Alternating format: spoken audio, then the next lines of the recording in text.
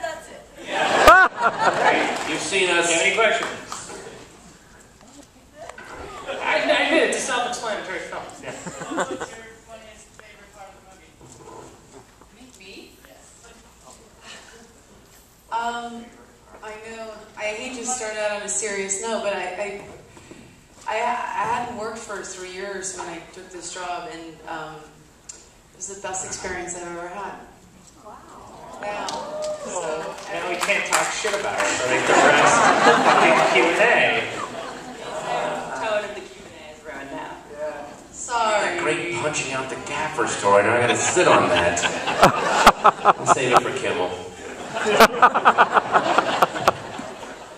What's Diana Ross? Yep. Patton, how was it? I have to admit, it was kind of hard to take that scene in the forest very seriously. When you were saying things because we're so used to seeing you saying stuff like that just completely jokingly. Mm-hmm. And I was wondering how you played the scene straight, and if it was hard. I'm sorry, the scene in the what that you...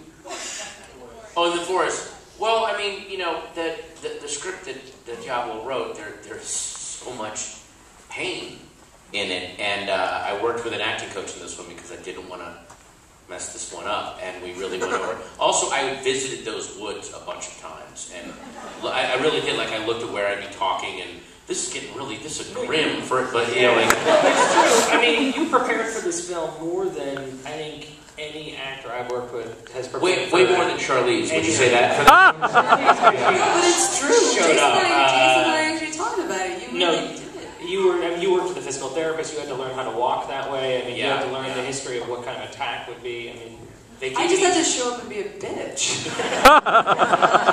It's amazing, Lily. Just walked right in and just boom. Yeah, the medical reports they gave me for what had happened to him were so horrific. The one thing I will say about that scene, though, was, remember my first take, I was really emotional, and you gave me the note, actually play this way down, because this guy actually he's dealt with this in a weird way. He's dealt with the facts, not with the effects. So we did it that way, and that's the one you use, thank goodness. Because I hope it didn't seem, you know, just like Charlize, when I saw what she was doing, I didn't want to give the camera a wink. You know, like, give the camera or the viewer any feeling that, like, when this scene's over, I'm going to go get drunk. I'm just acting. So, you know, like, I mean, I hope that. When in fact, in reality. When in fact, yeah. So. What do you mean you get drunk afterward? You're like, they're not going to buy that. Take 7. Murder. Yeah. Hey. How did you guys start writing?